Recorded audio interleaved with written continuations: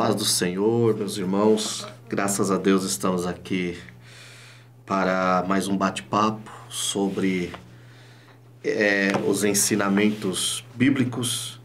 E hoje temos aqui a oportunidade de bater um papo sobre a lição de número 11, os últimos ensinamentos de Jesus aos seus discípulos, segunda parte. Para esse bate-papo, para essa troca de ideias, eu louvo a Deus, tenho aqui o pastor Evandir. E aí, pastor Evandir, tudo na paz? Como está a congregação? A paz, irmãos, é mais um momento de alegria, um prazer poder estar aqui cooperando com os irmãos do CAPED, poder trazer essa reflexão mais importante também sobre essa lição, falando sobre os ensinamentos de Jesus. E continuamos aí, servindo a Deus com alegria, participando do estudo bíblico, escola dominical. Que Deus possa abençoar a cada um de vocês através de mais uma videoaula. Isso é muito bom, estar servindo ao Senhor, servir a Jesus. E a lição de hoje, ela dentro do contexto, do ministério de Jesus, ela faz parte ali das últimas horas de Jesus, antes de ser entregue aos principais dos sacerdotes, Jesus ali, os eventos seguem-se assim no capítulo 12, ele entra em Jerusalém, ele é saudado, ele é recebido como Messias, Só que logo após ele entrar, a procura de pessoas estrangeiras faz Jesus perceber que é chegado o seu momento de ele cumprir o ápice do seu ministério, porque as curas, os milagres eram demonstrações do que será na casa do Pai, que daqui a pouco falaremos, Mas o que temos que ter em mente é que Jesus ele veio com uma missão, e a missão de Jesus era morrer e ressuscitar pelos nossos para nos garantir a salvação, morrer pelos nossos pecados e ressuscitar para nos garantir o acesso à casa do Pai. E aí, capítulo 13, Jesus ele começa a dar as suas últimas instruções, ele apresenta aos discípulos duas situações que lhe deixam perplexo. Primeiro, Judas como um traidor, e Judas era alguém de confiança no círculo ali dos 12, dentro do círculo dos 12. E depois Jesus, apresentando-se como aquele que vai e diz: para onde eu irei, vocês não podem ir. Nós vemos que Pedro, como um dos líderes dos 12, fala: não, mestre, não há um lugar no mundo que o Senhor não vá, que eu não irei. E Jesus pega e fala: olha, Pedro, você me negará. Aquilo com certeza, pastor Evandir, deixou os discípulos confusos. Calma aí.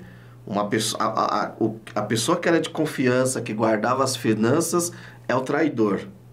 O nosso líder vai negar o nosso Messias, o nosso mestre. E agora?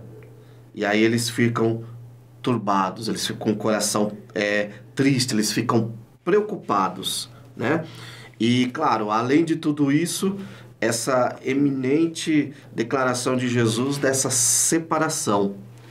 E aí Jesus, ele pega e diz: não se turbe o vosso coração. Credes em Deus, credes também em mim. E aqui é o nosso primeiro ponto, que nós queríamos falar aqui, discutir um pouquinho, bater um papo sobre o que será que passou pela cabeça dos discípulos naquele momento, e se é que dá para imaginar essa tristeza, e também falar dessa separação temporária, porém necessária, E falar também sobre a certeza, a nossa maior esperança. Muito bem. Também tivemos essa reflexão, esse entendimento, Porque capítulo 14, Jesus vai iniciar dizendo: não se turbe o vosso coração. Então é claro que a mente, se colocando aqui na cabeça dos discípulos, que na maioria das vezes eles pensavam sobre a vinda de Jesus, sobre a restauração do reino de Israel, sobre tomar tudo, as coisas, expulsar os romanos de Jerusalém, Aí, quando Jesus entra triunfante em Jerusalém, no capítulo 12, Hosana, Hosana. Aí, no texto de João não está escrito, mas se você pegar junto com Lucas, você vai ver que naquela semana também que Jesus entra, a entrada triunfal de Jesus em Jerusalém, Lucas vai dizer que também ele purifica o templo já pela segunda vez no final do seu ministério. Então, tudo estava acontecendo assim, de uma forma que os discípulos estavam dizendo, e agora? Se nós olharmos para as histórias dos reis de Israel, era nesses momentos que eles se proclamavam rei, né? O Adonias reina, Davi reina, Salomão reina. Então, eles pensaram assim, não, agora Jesus vai se autoproclamar o rei. Então, eles estavam indo assim de um pensamento de que agora Jesus ia concluir e assumir o reino de Israel. Aí no capítulo 13 o irmão citou aqui muito bem que o Senhor Jesus começa a falar, um vai me trair, outro vai me negar, vocês não vão poder ir para onde eu vou. E eu acredito que os discípulos, se nós nos colocássemos agora na cabeça dos discípulos e pensássemos como eles iam ficar muito preocupados, né? Iam ficar muito angustiados. Mas como assim, né? Nós deixamos tudo para seguir ele. E agora, no último momento, ele está dizendo que ele vai partir e nós vamos ficar sem a presença dele. O que me deixou muito maravilhado é a maneira como Jesus aborda esta mensagem, né? Ao invés de Jesus transformar esse momento em que ele havia dito, olha, um vai me trair, outro vai me negar, eu vou ser entregue na mão dos pecadores.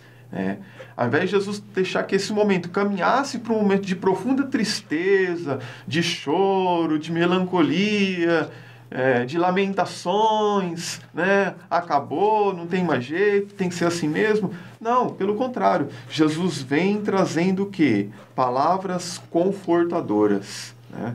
Então, acho que isso também serve de alento para nós, em que muitas das vezes temos expectativas aqui terrena, por que não dizer até como os discípulos, de achar que agora é o momento, em que agora vai conquistar, que agora vai assumir, e de repente a vida ou o cotidiano nos leva a situações que são contrárias àquilo que nós esperamos, e aí Jesus vem trazendo agora o quê? Palavras confortadoras, palavras consoladoras, né? Então esse capítulo 14 vai estar cheio dessas palavras, não se turbe o vosso coração, né?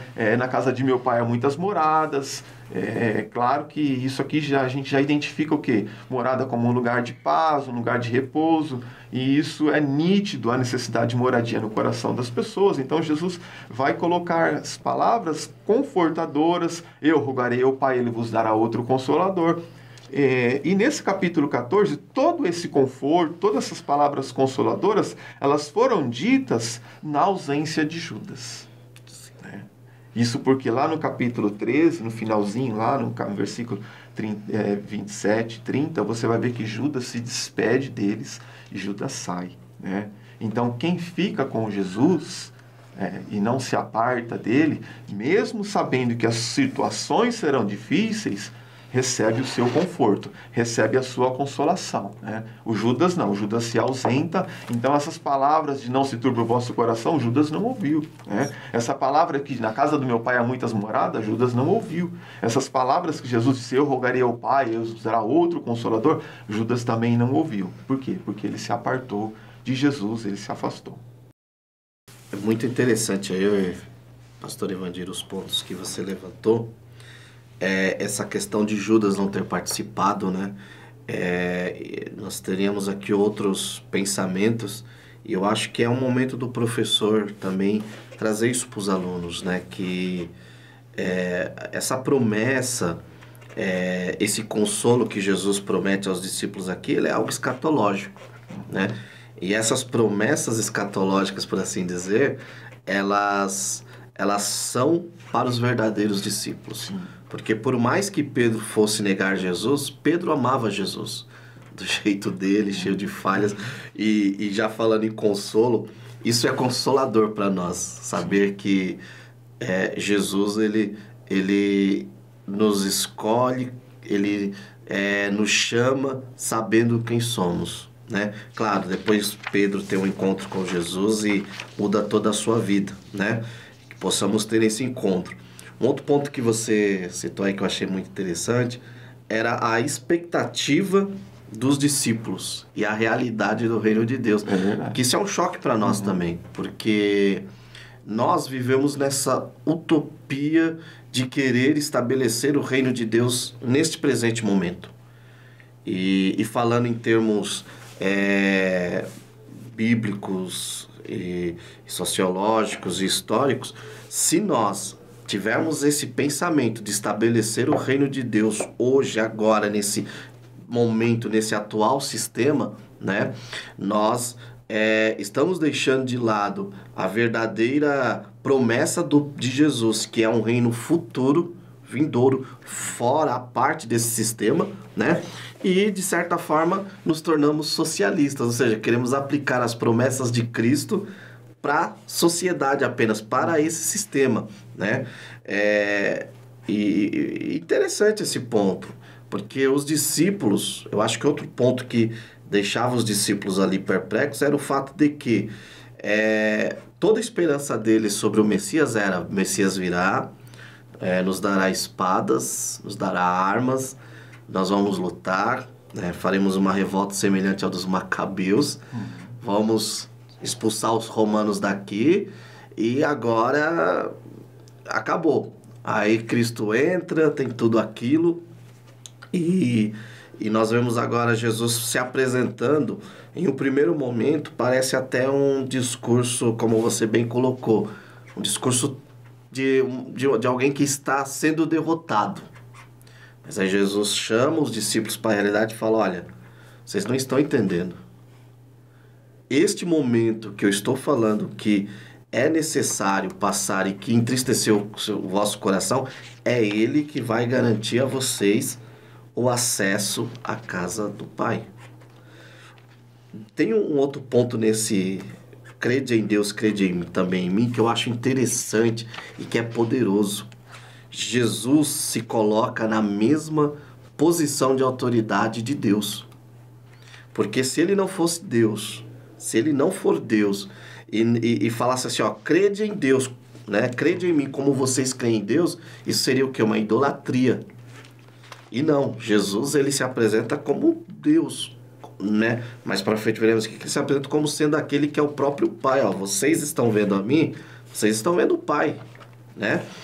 E então, no primeiro momento que eu vejo aqui é a necessidade dessa separação. E é aí que os discípulos eles não entendem. E muitos de nós também, às vezes, não compreendemos o verdadeiro significado da morte de Cristo. Porque até o comentário coloca aqui no primeiro ponto, tópico A, uma separação temporária mais necessária.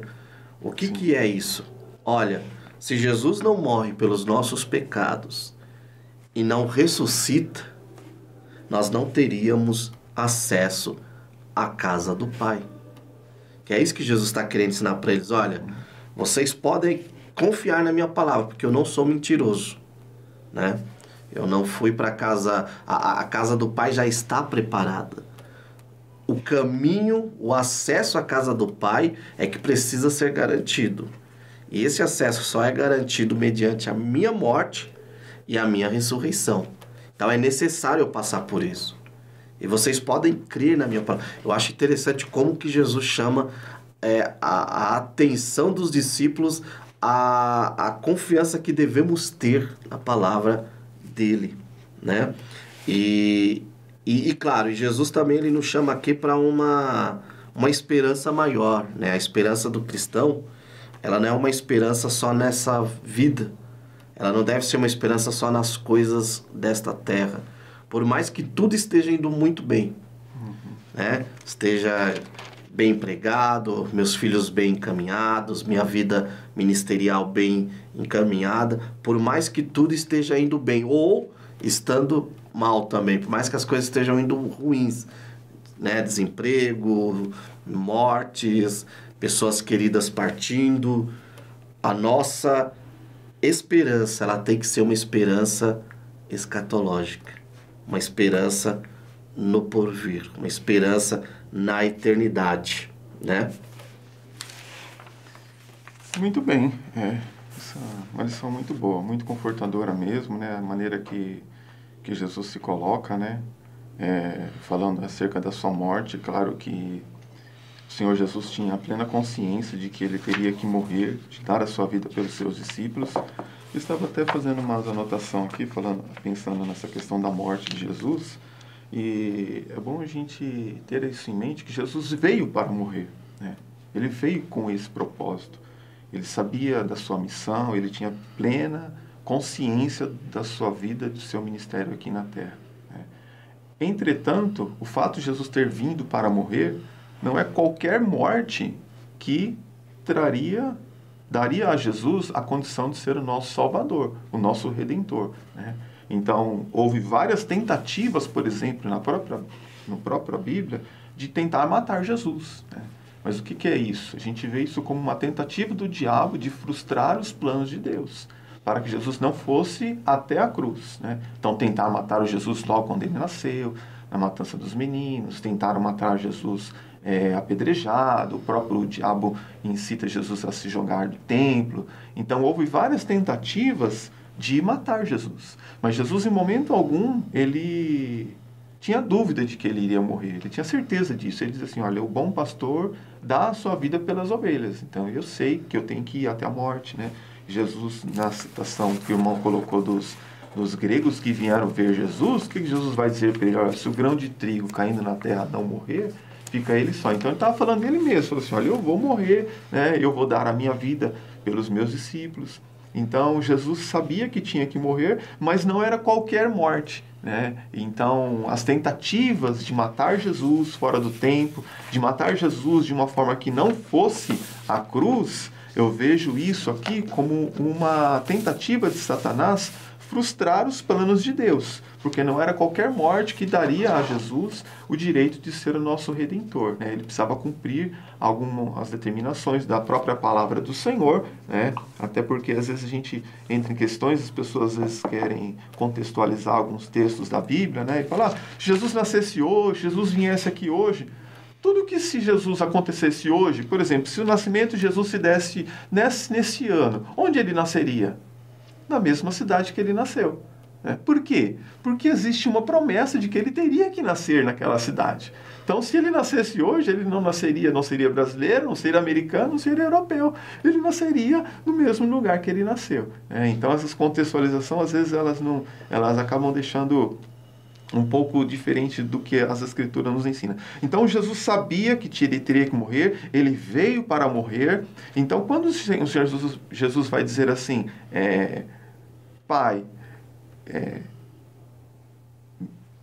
se este cálice não pode passar de mim sem que eu beba, portanto, faça a tua vontade, a gente pode entender que o que Jesus estava tendo aqui, a maior aversão, não era a morte, porque ele sabia que teria que morrer. Então, eu queria deixar esse entendimento, né, não se considerando dono da verdade, mas apenas uma reflexão, pensamento a mais, para acrescentar aí no estudo dos nossos professores, é que quando Jesus fala que não queria beber deste cálice, não tomar desse cálice, Jesus estava se referindo aos pecados da humanidade que viria sobre ele. Mas o morrer, Jesus em todo momento ele sabia que ele morreria por nós, né?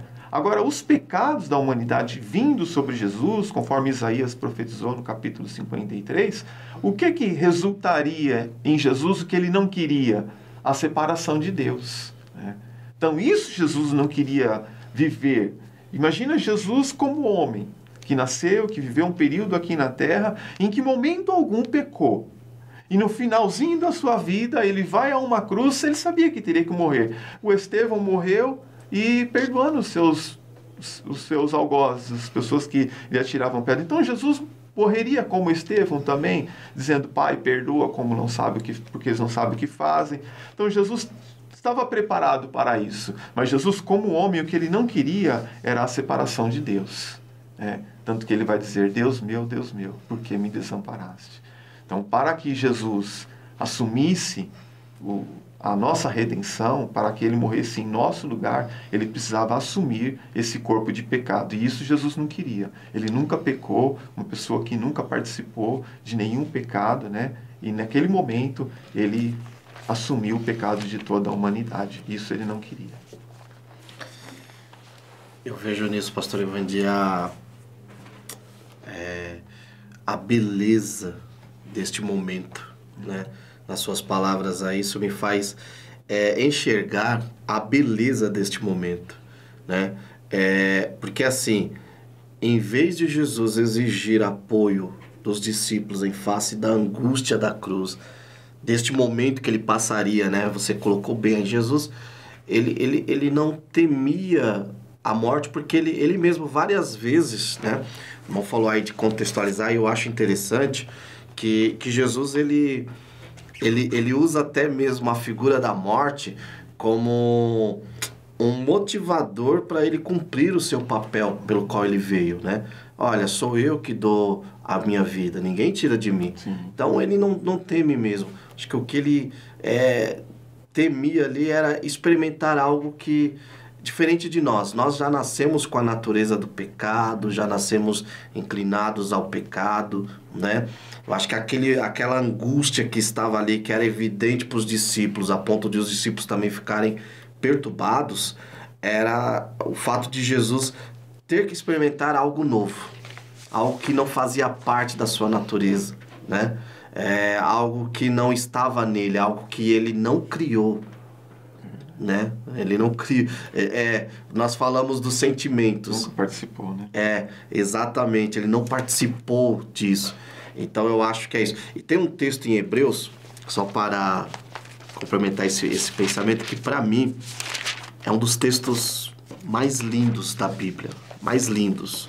Hebreus capítulo 5, versículo 7, que diz: nos dias de sua vida, com grande clamor e lágrimas, Jesus ofereceu orações e súplicas àquele que podia livrá-lo da morte, e tendo sido ouvido por causa do seu temor a Deus.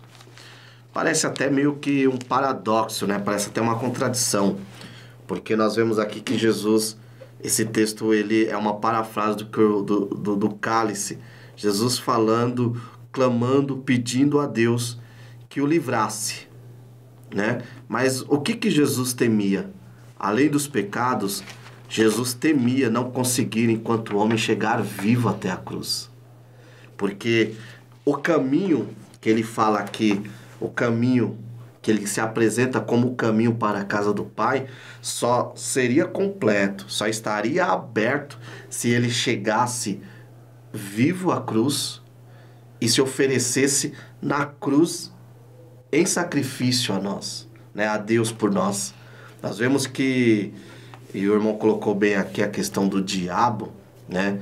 E muitas pessoas às vezes leem e acham que só eram discursos de fanáticos religiosos judeus, mas eu vejo ali o próprio diabo também, desce da cruz. Sim. Né? Salvou a muitos, e por que não se salva? Por quê? O diabo não queria que Jesus chegasse até o final, porque ele sabia, né? Até o irmão falou aí de conjecturas. Tem uma conjectura que eu acho extremamente errada, dizer que quando Jesus morre na cruz, o diabo vai fazer festa em algum lugar. Ele não vai fazer festa. Pelo contrário, ele não queria, a intenção do diabo era que em todo momento que Jesus não fosse até a cruz. Por quê? Porque como o único caminho que conduz a Deus, e aqui é o próximo ponto do nosso bate-papo, esse caminho passava pela cruz, né? Não há um caminho que conduz à casa do Pai sem a cruz. E esse caminho, né, eu lendo aqui em João 13, 36, vai estar escrito assim: disse-lhe Simão Pedro: Senhor, para onde vais? Agora? Para onde vais? Jesus respondeu: para onde eu vou, não podes seguir-me agora, mas depois me seguirás. Então Jesus está falando aqui que vai para um lugar em que eles não podiam ir, né? E disse-lhe Pedro: por que eu não posso te seguir-te agora? Por que eu não posso te seguir? Então fica aqui já um pensamento do que vai entrar no capítulo 14 também, quando Jesus vai falar algo semelhante aqui, falando para Tomé sobre moradas. falando para os discípulos sobre moradas. Então Jesus vai falar que tem moradas, tem um lugar para onde eu vou, no capítulo 14, versículo 4, mesmo vós sabeis para onde vou e conheceis o caminho. Então, a palavra de Tomé no versículo 5, disse Tomé: Senhor, nós não sabemos para onde vai e como podemos saber o caminho. Então, essa pergunta dele, o que nos revela? Em que eles estavam com o pensamento unicamente nas coisas terrenas. Peraí, mas para onde o Senhor vai agora que eu não posso te seguir? Mas nós não sabemos para onde o Senhor vai. Qual é o caminho? E talvez ainda num pensamento de que Jesus vai dizer para ele: não, em tal lugar nós vamos nos reunir e nós vamos assumir alguma coisa, nós vamos tomar posse do reino. Não, Jesus disse assim: eu sou o caminho, eu sou o caminho. Então, às vezes tem muitas pessoas seguindo a Jesus já há um bom tempo e ainda não entendeu que caminho Jesus está querendo mostrar para nós, Que tipo de caminho é esse que o cristianismo quer nos mostrar, Então, é esse caminho que Cristo quer nos mostrar. Jesus quer nos mostrar um caminho para nos conduzir a Deus, Então, quando o Senhor vai falar: na casa de meu Pai há muitas moradas, Jesus não delimita, não vai dar um número de moradas. Alguém pode dizer que no céu tem um número específico. Não. Por isso que o Evangelho precisa ser pregado a toda a humanidade. Porque há muitas moradas. E também o Senhor não está construindo uma casa a cada medida que alguém aceita Jesus também não. Porque já lemos isso também. Na verdade, Jesus está falando de que uma linguagem metafórica de um lugar de tranquilidade, de repouso, de ser recebido, até mesmo porque no início do ministério nós vemos os discípulos o quê? Deixando tudo para seguir Jesus. Então, peraí, eu deixei tudo para segui-lo, agora ele vai partir, nós não temos morada, não temos nada. Então, o capítulo 14 é maravilhoso, a maneira com que o Senhor transforma um momento de revelações em que poderiam deixar os discípulos tristes em um grupo de discípulos confortados. Não, na casa do meu Pai há muitas moradas, e tem morada para todos vocês, e tem mais: eu sou o caminho, eu sou o caminho que conduz vocês até esta morada. É interessante que o William Barclay, no seu comentário sobre João 14, ele fala que possivelmente, quando Jesus se refere à casa do Pai, e talvez a pergunta aí de Tomé revela muito isso, eles tinham em mente, quando Jesus falou a casa do Pai, o templo. Sim. E aí Jesus fala: há muitas moradas. Eu acho que eles ficaram pensando: tá, mas o templo cabe determinado número de pessoas, E o próprio William Barclay vai dizer também que Jesus, ao falar da casa do Pai como lugar com muitas moradas, ele já está dando também um checkmate, dizendo: aquele templo que a liderança dos judeus, os principais sacerdotes, tanto veneram, idolatram, aquele templo ele é exclusivista. Algumas pessoas que podem entrar, há espaços, há lugares que as pessoas não têm acesso, porém na casa do Pai é diferente, E o irmão falou um outro ponto aí. Uma vez eu estava escutando um pregador e ele usou uma metáfora que não cabe dentro dessa casa do Pai. Justamente nesse sentido. Uma pessoa recebe Jesus, Jesus vai lá e constrói. Aí, dentro da cabeça de quem escutou, é como se fosse uma colmeia. E bem na real, Jesus, durante o seu ministério, ele já deixou bem claro que as moradas já estão preparadas antes da fundação do mundo. Mateus capítulo 25, versículo 33. Então o rei dirá aos que estiverem à sua direita: vinde benditos de meu Pai, possuir por herança o reino que vos está preparado desde a fundação do mundo. Ou seja, mesmo antes de Jesus vir à terra como homem, passar pela morte que passou, ressuscitar, já estava preparada essa casa do Pai, e ela... E outra coisa, Deus não vai ser pego de surpresa. Opa, chegou pessoas a mais aqui. Jesus, pega ali uma medida, pega ali a trena, pega ali o tijolo e constrói. Não. já está preparado, né? O que não estava preparado? O acesso. Por isso que agora Jesus se apresenta como o caminho. E o próprio William Barclay, ele fala que isso foi uma confusão, possivelmente na mente daqueles discípulos que eram judeus. Tá, o senhor está falando que é o caminho de acesso, né? Mas lá tem a cortina no templo. Como que vai ser esse acesso? Aí talvez essa pergunta esteja ligada a isso, tá? Que caminho? Como? Né? Nós, como seus discípulos, e todos lá os principais sacerdotes sabem que nós estamos te servindo, que nós estamos aqui com o Senhor 3 anos, a nossa vida não vai ser fácil, nós não vamos ter mais acesso ao templo, né? E aí Jesus fala, olha, fica tranquilo, eu sou o caminho, eu sou a verdade e eu sou a vida. Ou seja, Jesus fala, olha, para que esse acesso à casa do Pai, né, seja garantido a vocês e a todos quantos me receberem como Salvador, eu preciso morrer e eu preciso ressuscitar.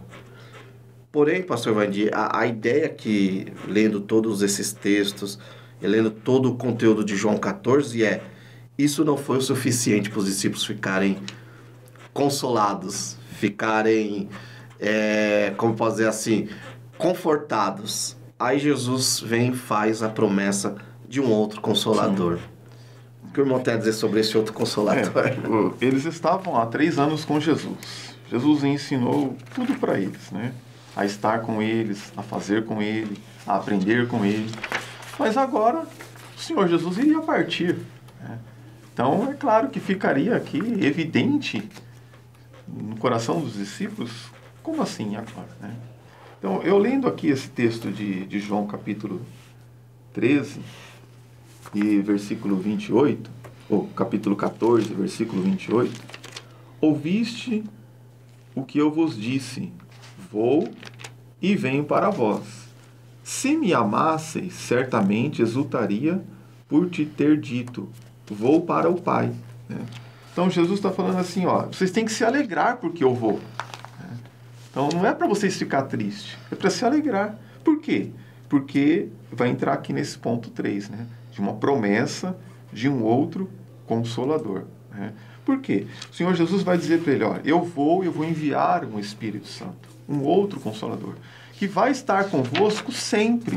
A presença de Jesus fisicamente, ao lado dos discípulos, ela era momentânea, né? Ela era temporária. Um dia Jesus ia se ausentar deles fisicamente. Então o Senhor Jesus está dizendo que enviaria outro Consolador, né? E aqui os irmãos já devem estar se acostumados com essa palavra, né? A palavra Paracletos, alguém que se coloca para estar ao lado, um ajudador, um conselheiro, né? Alguém que conduz. Então o Espírito Santo ele vem como um outro ajudador, um outro que está ao lado, um outro conselheiro. E por que outro também, né? Por que Jesus vai se colocar como outro? Porque Jesus, ele foi um Paracletos na vida dos seus discípulos, né? Jesus também foi esse Consolador para todas as pessoas que ele apresentava. Então Jesus estava como Consolador ali, mas em um momento Jesus, eu vou me ausentar, mas vai vir um outro Consolador também. E se alguém quiser depois acrescentar algo mais, o termo outro, né, no grego, tem 2 palavras, que seria o aon e o héteros. Seria um outro igual e um outro diferente. Isso porque às vezes nós temos circunstâncias que você tem um tipo de governo, um tipo de liderança, e sai uma e entra a outra. E muda um governo, muda a liderança, o outro vem e muda tudo. Isso é normal, né? Mas aqui Jesus não está dizendo o outro hétero, está dizendo o outro Aron, que seria um outro da mesma espécie, um outro da mesma natureza, né? Então o Espírito Santo viria em igualdade a Jesus, né? Um outro igual a Jesus, né? Então por que Jesus fala, vocês têm que se alegrar porque eu vou? Porque eu vou enviar um outro Consolador, e digo mais, Jesus vai falar no capítulo 14 e o versículo de número 12, ó. Na verdade vos digo que aquele que crê em mim também fará as obras que eu faço e as fará maiores do que estas, né? Então, por que eles fariam obras maiores? Por causa desse outro Consolador. Então, Jesus está confortando os discípulos, Jesus está dando para eles, dizendo para eles, olha, se alegrem com a minha partida. Mas por que, Senhor, era tão bom estar contigo? Não, se alegrem, porque com a minha partida, o outro Consolador virá. E com o outro, vocês vão fazer obras maiores do que eu faço.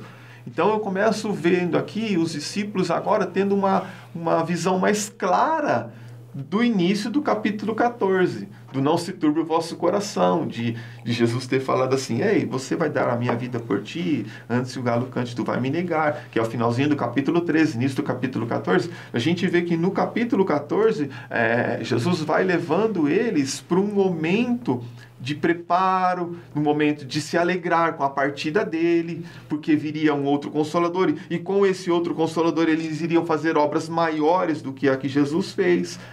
Então, essa é a maneira bonita em que Jesus nos recebe, né? E o que aconteceu com os discípulos pode muitas vezes estar acontecendo também conosco na nossa jornada cristã, de estarmos vivendo situações como essa, mas sabemos que esse outro Consolador, ele está conosco todos os dias, né? E o Senhor Jesus, fisicamente, estava só por um momento. E eu também acredito que os discípulos não tinham ainda um entendimento claro do que é estar a presença de Jesus em espírito ao lado deles, né? A gente entendendo aqui, pelo que se tem de estudo sobre o Antigo Testamento, eles não tinham ainda um entendimento claro de que Jesus estará conosco todos os dias até a consumação dos séculos, como nós temos hoje, né? Então eles entenderam o quê? Não, Jesus morreu, Jesus agora ninguém vai vê-lo mais, né? Então o Senhor vai dizer algumas vezes para ele, olha, depois aqui nas últimas instruções, Jesus vai dizer para eles assim, olha, o mundo não me verá mais, mas vós me vereis. Ah, Senhor, então o Senhor vai enviar um outro Consolador, mas nós ainda vamos continuar te vendo? Sim, vocês ainda vão continuar me vendo. Então é uma maneira muito linda em que o Senhor trata esse assunto com seus discípulos, né? Eu só queria deixar aqui, o irmão falou que o judaísmo ele era exclusivo, né? O judaísmo era exclusivo. E na nossa lição tem uma frase que diz assim, Jesus é inclusivo no tocante à chamada para a salvação, né? Então está aí na lição de vocês, Jesus é inclusivo, né? Então guarde bem isso, guarde bem essa meditação que o nosso comentarista colocou aqui. Vinde a mim todos que estáis cansados e oprimidos, porque a graça salvadora de Deus se ha manifestado trazendo salvação para todos. Por quê?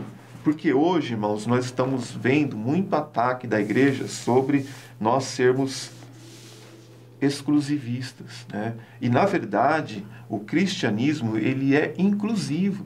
Jesus veio para incluir o homem que está distante de Deus na presença de Deus, né? Então, o cristianismo ele é inclusivo. Mas o que Jesus pede para nós? Olha, o Senhor exige de nós a exclusividade. Devemos renunciar às impiedades deste presente século e viver uma vida de santificação para que possamos encontrar com o Senhor, né? Então, hoje se fala muito sobre, tem até a Bíblia inclusiva, né?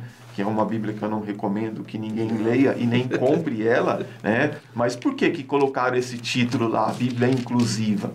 Porque querendo dizer que a nossa ela é exclusiva, mas isso não é verdade. O cristianismo ele é inclusivo, ele quer incluir o homem na presença de Deus. Mas para que esse homem seja incluído na presença de Deus, o homem precisa excluir a vida de pecados, precisa excluir o pecado da vida dele e precisa nascer de novo. É bem por aí mesmo, pastor Evandir. O irmão comentou aí sobre essa questão do outro Consolador. E essa promessa que Jesus faz do outro Consolador, ela vai de encontro à resposta de Filipe. Porque Tomé pede para mostrar o caminho. Aí Filipe, escutando tudo aquilo, ele fala, tá resolvido o assunto. Mostra-nos o Pai, acabou, né? Uma coisa que eu me amarro na Bíblia é como ela é pedagógica, né? Porque a mensagem central aqui no pedido de Filipe e na promessa já desse outro Consolador é a fé ela é algo, e em certo ponto, é uma coisa maluca. Porque você tem que crer em coisas que você não vê. Em coisas, por exemplo, nós falamos do céu. Para uma pessoa que é natural, para uma pessoa que é materialista, isso é uma loucura. Tá, como assim?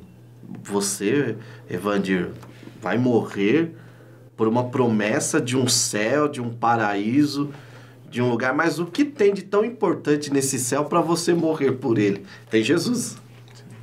Tá, só Jesus? Então isso é uma loucura. E Felipe, ele é aquela pessoa que ele quer resolver a situação do ponto de vista material, né? Quando ele fala, ó, Jesus, vamos resolver isso? Então mostra-nos o Pai e acabou. Aí nós vamos crer em tudo, os problemas acabaram. Aí Jesus falou, Felipe, eu estou há tanto tempo convosco que vocês não sabem que quem me vê o Pai. Discípulos, como assim? Aí ele fala, tá, agora mais do que nunca vocês terão que ver pela fé. Eu estou partindo, mas virá um outro Consolador.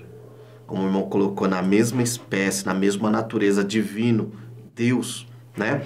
E esse outro Consolador, ele vai ter um papel muito mais amplo do que o meu. Porque, humanamente falando, Jesus ele limitou o seu ministério ali à Judéia, às regiões vizinhas. Esse outro Consolador, e aqui nós vemos agora, no presente que vivemos, a promessa, o ministério do Espírito Santo, nós vemos qual amplo é. Porque começou lá em Jerusalém, né, quando desceu sobre os discípulos, se expandiu para Samaria, de Samaria, através de Paulo, foi atingindo outras regiões. Temos hoje os confins da terra, né? Temos aí o movimento pentecostal, né? Que o irmão até falou aí da inclusão, que é um movimento totalmente inclusivo, que deu voz a mulheres, deu voz a pessoa que às vezes não tem uma formação superior, né? Essa pessoa, ela se acha capacitada pelo Espírito a falar de Jesus, né? E acima de tudo, esse outro Consolador, ele traz um mandamento. Porque a Bíblia fala que a lei do Espírito é o amor, né? E dentro desse novo, dessa nova perspectiva, já chegando ali no finalzinho do seu discurso, Jesus fala, ó, eu vos dou um novo mandamento, né? Amai-vos como eu vos amei, né? E esse amor é possível? Amar como Jesus amou, né? Nesse capítulo 14, lá no versículo 27, Jesus vai dizer, deixo-vos a paz, a minha paz vos dou, não vos la dou como o mundo a dá. E Jesus vai dizer de novo, não se turbe o vosso coração, nem se atemorize. Né? Então, Jesus vai falar sobre um novo mandamento, né? Amai-vos como eu vos amei. Então, a mensagem do cristianismo, a mensagem de Jesus, sempre foi pautada no amor e no perdão. Né? Então, agora, no final da sua vida terrena, não seria diferente. Né? Não seria agora que Jesus ia dizer assim, ó, eu preguei e falei sobre o amor durante todo esse tempo, mas agora, como eu vou partir, então vocês se preparem, porque agora vocês vão ter que lutar, vocês vão ter que guerrear. Não, nada disso. A nossa luta é espiritual, não é contra carne nem sangue, nós lutamos contra o reino das trevas, né? Então Jesus está falando assim, olha, tudo isso que eu estou falando para vocês vai acontecer, eu vou ser entregue na mão dos pecadores, um vai me trair, outro vai nem... Tudo vai acontecer, né? Amar como Jesus amou. Como Jesus amou as pessoas? Irmãos, o amor de Jesus sobre todas as pessoas João 13, 1, ó. Ora, antes da festa da Páscoa, sabendo Jesus que era chegada a hora de passar deste mundo para o Pai, como havia amado os que estavam no mundo, amou-os até o fim. Né? Então, amai-vos como eu vos amei. Jesus amou como? Jesus amou até o fim. Jesus amou ao ponto de dar a sua vida por nós. Jesus amou ao ponto de nos tornarmos seus parentes, né? De chamar de pai, de mãe, de irmão. Né? Então, Jesus nos amou ao ponto de lavar os pés dos discípulos, Então, amar como Jesus amou abrange aqui uma vida de renúncia da nossa parte, né? Estendendo a mão para ajudar alguém, olhando para a necessidade do próximo.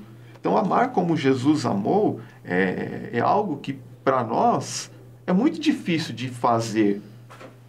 Como nós podemos amar como Jesus amou se nós olhamos como que Jesus amou? Pai, perdoa eles porque eles não sabem o que fazem. Foi assim que Jesus amou. Então, isso é muito difícil para nós. Aí nós temos o quê? O que nós acabamos de falar, o outro Consolador, né?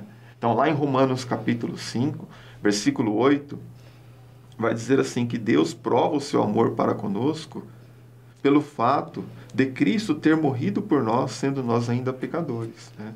Então, amar como Jesus amou é amar ao ponto de saber que Jesus amou ao ponto de dar a sua vida pelos pecadores, né? Então, isso é muito difícil. Mas como que a gente vai fazer isso?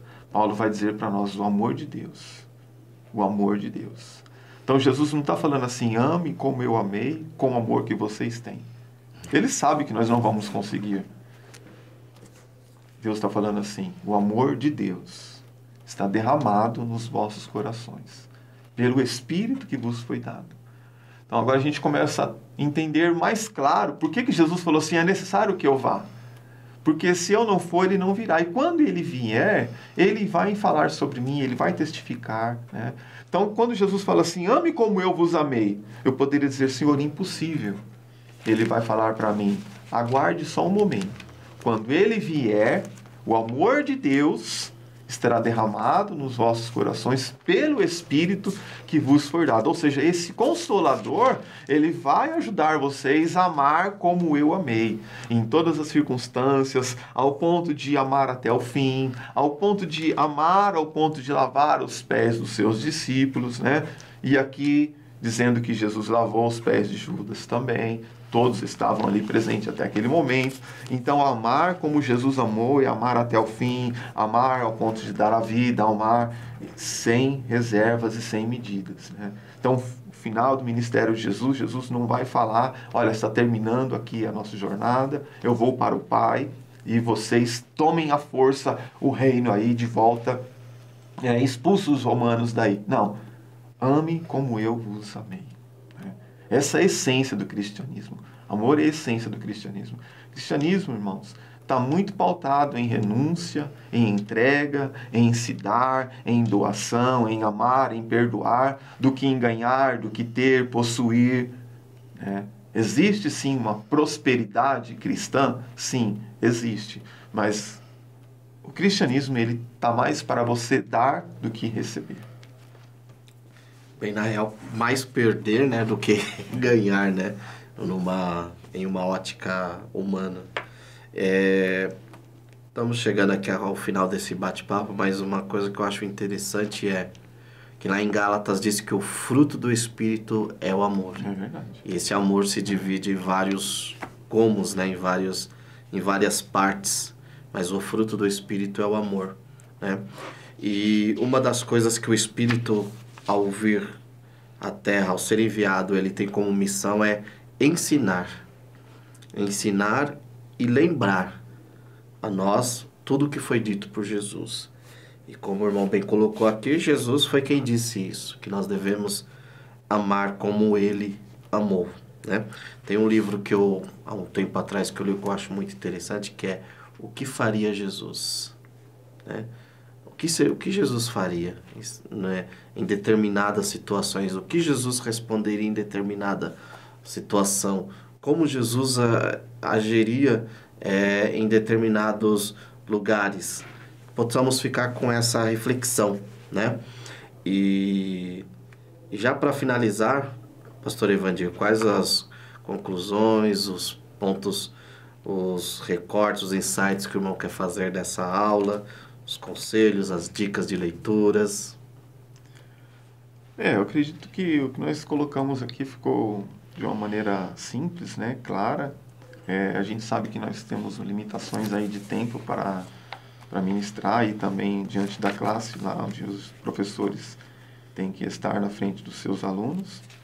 Mas eu peço que diante de tudo que você tem lido e estudado, ore ao Senhor e peça que Deus lhe guie para que a sua aula ela seja o mais edificante possível para os seus alunos, né? Sabemos que nós temos uma diversidade muito grande de locais e de grupos de pessoas, né? Essa lição é para homens, para mulheres, para obreiros, para irmãos com menos tempo na casa do Senhor. Mas aproveite esse momento para refletir sobre todas essas circunstâncias em que Jesus se apresenta falando sobre a sua partida, sobre a vinda do Consolador, sobre a lei do amor, né? Porque vale lembrar que está escrito aqui na lição, olha, o fato de nós amarmos é um diferencial na vida de um cristão. Jesus vai dizer assim, nisto todos conhecerão que sois meus discípulos, se vos amares uns aos outros, né? Então, é uma maneira de que as pessoas possam conhecer que nós somos discípulos de Jesus, é a demonstração desse amor cristão, né? Que está muito escasso nesses últimos dias, infelizmente. Quero agradecer a Deus por esta oportunidade que tivemos aqui de trazer ideias sobre essa aula. E eu quero concluir aqui o meu pensamento citando um trecho, né, de um comentário escrito por Thomas de Kempis em sua obra Imitação de Cristo, uma obra do século XV, que diz, abre aspas, siga-me, eu sou o caminho e a verdade e a vida. Não é possível andar fora do caminho, não é possível conhecer fora da verdade, não é possível viver fora da vida. Eu sou o caminho pelo qual vocês devem andar, a verdade na qual vocês devem crer, a vida na qual vocês devem pôr sua esperança. Eu sou o caminho inerrante, a verdade infalível, a vida infindável. Eu sou o caminho reto, a verdade absoluta, a vida verdadeira, bendita, não criada. Se vocês permanecerem no meu caminho, conhecerão a verdade, e a verdade os libertará, e tomarão posse da vida eterna. Fecha aspas. Então, não há caminho, não há verdade e não há vida absoluta e verdadeira fora de Cristo. Então, nesses últimos ensinamentos de Jesus, o que ele quis deixar para nós é: tudo pode estar indo bem, tudo pode estar mil maravilhas, mas a nossa esperança, o caminho, a verdade e a vida que nós temos que ter em mente é escatológico, é Cristo. E tudo pode estar ruim, professor. Talvez você se apresentará aos seus alunos para falar desse consolo, desse não se turbe o vosso coração, mas dentro de você, você pode estar devido a situações com o coração triste, com o coração perturbado. E a palavra do Senhor Jesus é: crê em Deus e crê em mim como vocês creem em Deus, porque há uma esperança maior para nós. E essa esperança é a casa do Pai que já está preparada. Que Deus abençoe e que você possa usar os comentários, os caminhos que aqui foram apresentados, pesquisar e preparar uma aula buscando aí apresentar aos seus alunos conteúdos ricos. Em nome de Jesus, Deus abençoe.